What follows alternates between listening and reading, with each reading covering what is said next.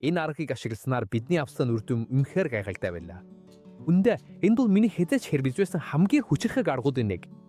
Одоогоор энэ арга нь ургамал, жимсний мод, ер нь модыг үржүүлэх, эсвэл клондохыг хүсэж байгаа хүмүүсэд хамгийн их зөвлөдөг аргуудын минь нэг болсон. Яагаад гэвэл ерөн бод үржүүлэх нь мөчр авахдаа энгийн эсвэл агаарт үржүүлэх, эсвэл уламжлалт ямар ч аргаар хийсэн ч эрдв нэг л ургамал гаргаж авдаг. Харин энэ аргаар нэгэн зэрэг улам ургамал гаргах боломжтой бөгөөд нэмэлт мөчөрт таслах шаардлагагүй, төвөггүй, илүү мөнгө зарцуулах хэрэггүй. Нэг мөчрнөөс хэд хэдэн хэсэг авч болох бөгөөд төс бүр нь бие даасан жимсний мод бозон ургана. Энэ бол гайхалтай, маш цэвэрхэн, үнэхээр үр дүнтэй арга юм. Өнөөдөр би чамд алхамаар зааж өгөх болно. Физи. Имээс ямар нэг жил дэргэлцээ төрүүл сэтрэгдэл дасуугаараа үржүүлгийн мөчөр бэлдэхээс өмнө бид хоолойгоо бэлэн болгоно. Би ойролцоогоор 30 см-ийн урттай хоолой ашиглах гэж байна. Диаметр нь маш их өөр бойжуулна. Зарим нь маш нарийн, зарим нь маш оргон байдагч 50 мм-ийн хамгийн тохиромжтой. Учир нь энэ хэмжээ нь үнэндээс амар тайван ургаад хангалттай зай гаргаж өгдөг. Одоо сүрийн биш. Хоосын доод хэсэгт наалддаг туулзаар бөглөө хийж хэд хідэн давхарлан сайн нааж өгнө. Ингэснээр элс гоожихгүй. Өглөө хийсний дараа доод хэсэгт нь маш нарийн зүсэлдүүд хийнэ. Том нөх биш, харин баг харагдахгүй шахан маш нарийн зүсэлдүүд хийнэ. Тэр зүсэлтээр энэ аргын хөвд хүсэхгүй илүүдэл чийг гадагширна. Ингэснээр хоолой бүрэн бэлэн болсон. Одоо бид үржүүлгийн мөчийг үйгүй. Бид ойролцоогоор 40 см-ийн урттай аль болох шулуун мөчөр сонгоно. Яагаад 40 см гэж? Учир нь 30 см нь хоолойн дотор орж, үлдсэн 10 см нь гадна үлднэ. Энэ нь ургамал амьсгалах чухал нөхцөл юм. Одоо хоолойн дотор орох хэсэг болох доод 30 см дээр 5 мм-ийн өргөнтэй уртааш зүсэлдэг юм. Тэр зурвалсан бүх хольцыг авч үрт цонх харгана. Хувцас авсны дараа бид камби гэж нэрлэдэг гялалсан давхар харна. Тэр камби давхаргийг бид хөдгөөр бүрэн хусаж цэвэр модтой тултал цэвэрлэнэ. Энэ алхам маш чухал. Хэрвээ бид камбиг авч хаяхгүй бол үндэс үүсэхгүй л. Цонхыг цэвэрлэсний дараа бүх зүсэлт, шарханд алоэ вера түрхнэ. Дараа нь тэр хэсгийг нүв тагласан шанцайгаар бүрнэ.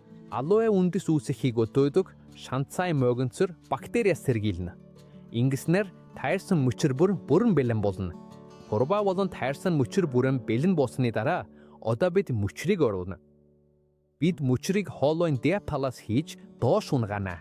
Ингэхдээ бэлтгэсэн 30 см-ын дотогш үлдсэн 10 см-ын гадна агаард үлдээхээ анхаарна. Энэ нь мөчр зөв амьсгалахад цаад болохгүй байх чухал алхам юм. Мөчрийг хоолой дотор зөв байрлуулж, түүдэн оруулсны дараа угаасан элсэнд хийж эхэлнэ. Элсийг мөчрийн эргэн тойронд аажмаар хийж бүх завсрыг дүүргэхийг хичээнэ. Шахаж нягтруулах шаардлагагүй. Зүгээр л байгалийн жамаар унаж мөчрийн доод 30 см-ыг бүрэн хүч хүртэл хийж өгнө. Маш чухал, хоолыг дээд хүртэнд битгий дүүргээрэй. Хоолойн дээд хэсэгт 2 см орчим элсгүй орхихыг зөвлөж байна. Энэ сул зайн нь услахад маш чухал. Хэрвээ бид дээд хүртэл дүүрвэл дараа нь ус хайлж элс асгарах болно. Хоолойг дүүргэсний дараа услах усаа бэлтэнэ. Маш анар. Эд 1 литр ус авч түүндээ эмийн сангийн ус төрөгчийн хэдээсэл 1 цайны халбагаа хийж баг зэрэг сэгсэрч сайдар хуйсна. Энэ усаар маш аажуухан тайван услана.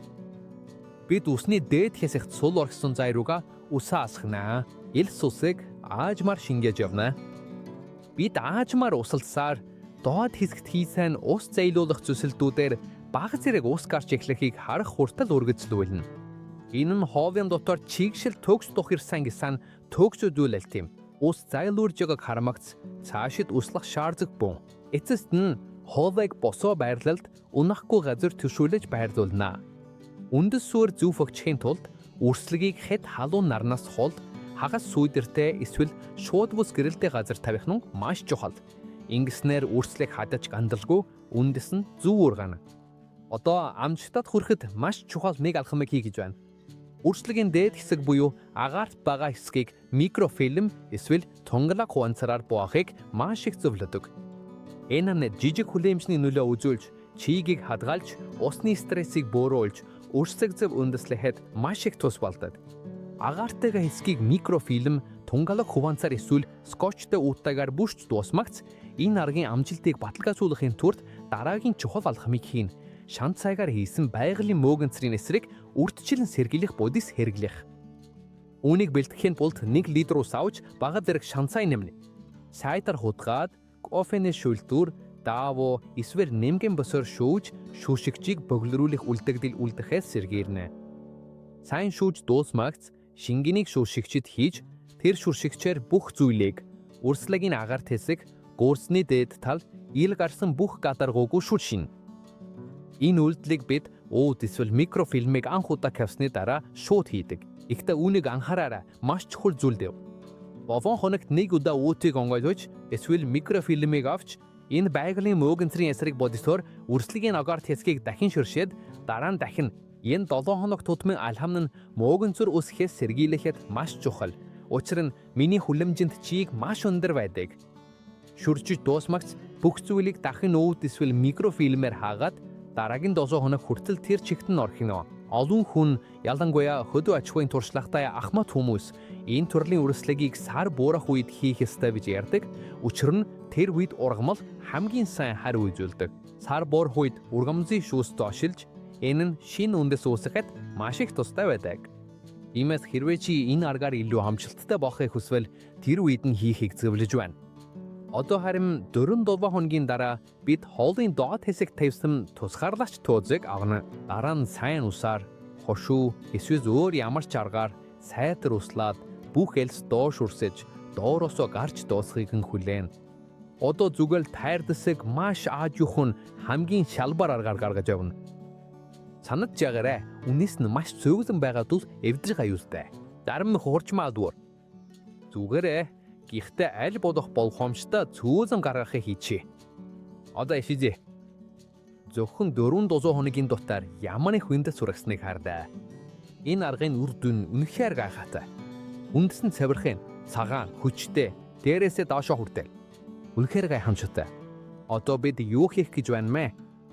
Маш энгийн.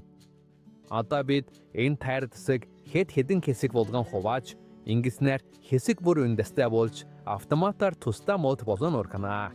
Энэ тахалдовт хэд хэдэн шин инжир мод бий болгоч цитрус, амар чидэм, үнэртэн ургамалж яг адилхан хэрэглэж болно. Араг ямар жимсний мод эсвэл модлог өргөмлийг чи үржүүлж болно. Энэ бол түр каргийн жинхэнэ хүч юм. Зөвхөн нэг мөчрнөөс чи үйлдвэрлэлээ маш богино хугацаанд хэд дахин нэмэгдүүлж чадна. Хэрвээ энэ арга чамд таалагдсан эсвэл хэрэг болсон бол видеонд лайк дараад ургамналд дуртай хэн нэгэнд хуваалцвал маш их баярлалаа. Хэрвээ чи жимсний модыг үржүүлэх энгийн богод үр дүнтэй аргуудыг цаашид сурахыг хүсвэл суугт маань бүртгүүлээрэй. Энд байгаад баярлалаа. Home Tower дэлгээ дараагийн видеонд уулзцгаая.